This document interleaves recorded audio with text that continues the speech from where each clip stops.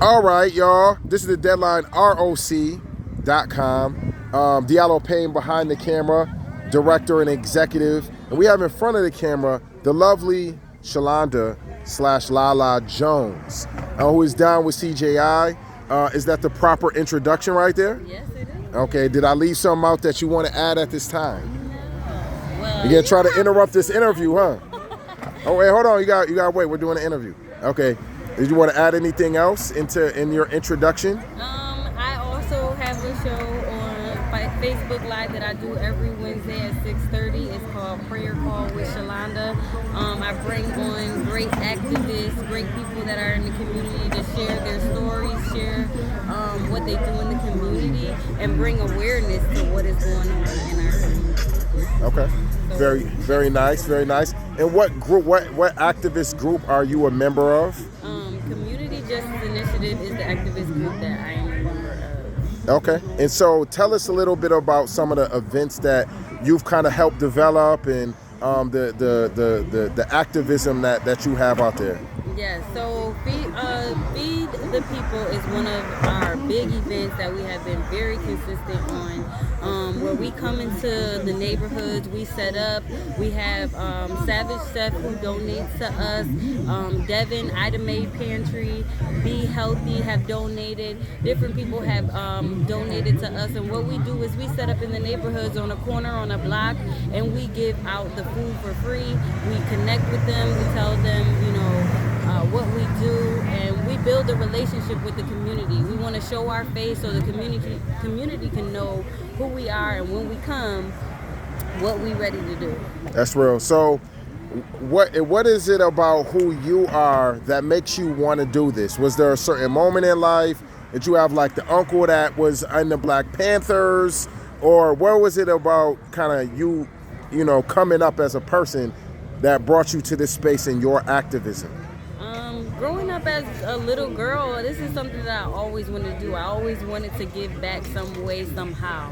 I was very stuck, I feel like, in ways because I didn't have anybody around me who was actually, picking me up and moving me or doing these type of things around me. I would see it on TV and I would just love it. I love the energy of giving back to people and seeing people smile, making people happy. I've always been, a little quiet, timid girl, and I've always done things for people, but never like this. So coming out here is definitely something that I've always wanted to do. I just didn't know how.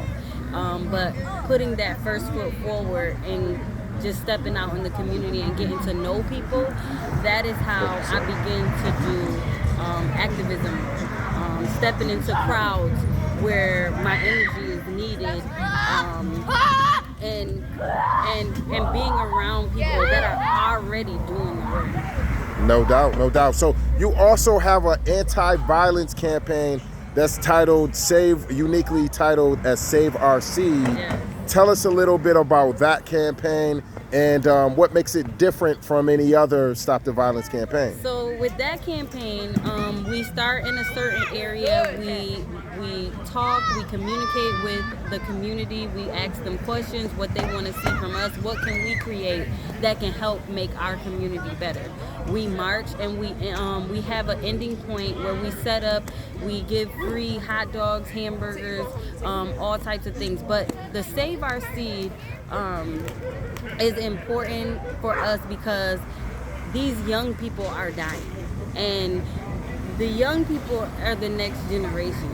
So with that being said, we want to stop that. We want to end that. It is important to us that we live, that we look at each other as brothers and sisters and not as enemies.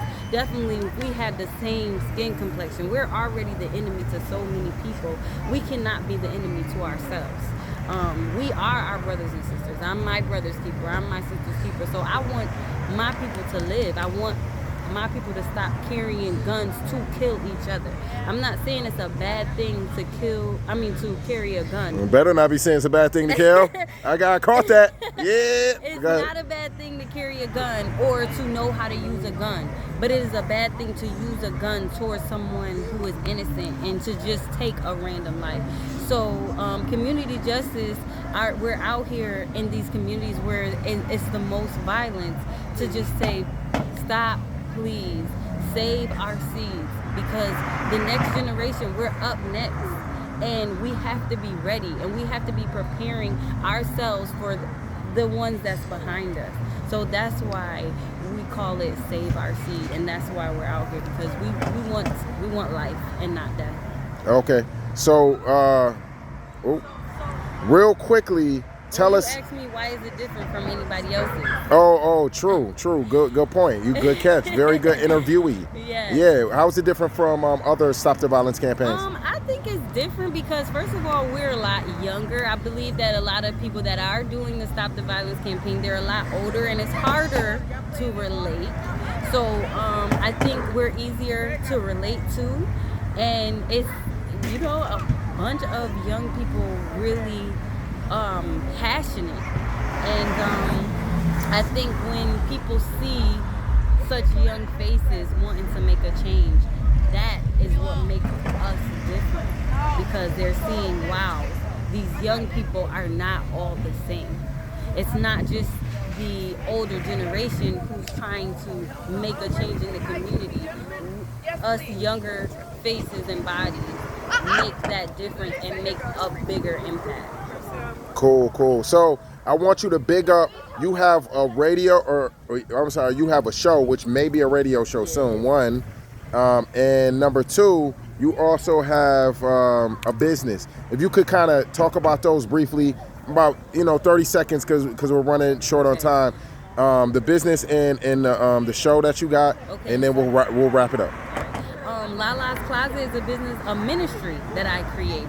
I go into women's homes and I take everything out and I reorganize their closets. That is to take the weight off their shoulders. Us as women, sometimes we're so busy with the kids, working, cooking, cleaning, doing laundry, and all those things. Our closets get a mess. And I believe that when your closet is organized, it is a place where you can easily in the morning get dressed, and it's a place of peace where you can talk to God. So that's why I do Lala's Closet. Prayer Call with Shalonda, I do that because God has given me another ministry to just reach out to people, give people a voice. Once upon a time, I needed a voice. I needed my voice to be heard. So it's good to give people a voice, to be heard, a platform on what they're doing, and connect the dots with other people that don't know anything about them. Absolutely, because there's a young brother named what's his name? Is it Jalen Cortez? Yes.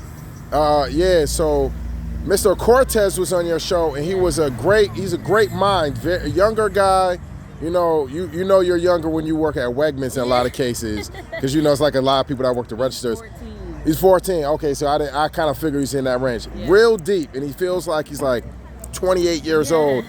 He's a deep dude, and so now I think he's going to be one of the leaders and the youth leaders, and he has said yes, and so he's on the show, and I identified, him just through Shalonda's show, and so that's really, really dope. So you've had some great guests. Yeah. So before we sign out, just what's an inspirational figure, like a historical figure that you look at as inspirational and that you feel like you're continuing their work? One, male or female, historical figure.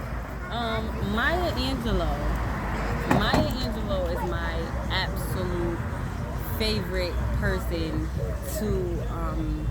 to just listen to sometimes. She's a person that has taken nothing and turned it into something. She was confident in everything that she did. She was very poetic. So I love Maya Angelou because of her spirit and her strength, and I feel like we kind of carry those same aspects. So, I believe she's spoken to me too many times through things that I've watched her do, and to say, just get out there, just do it, and be genuine, and let your heart, let your light shine the most. So Maya Angelou is similar to where this brother's letting his light shine. Look at him. Definitely shining. All right. Okay. So whatever shout outs and big ups you would like to give before we sign out.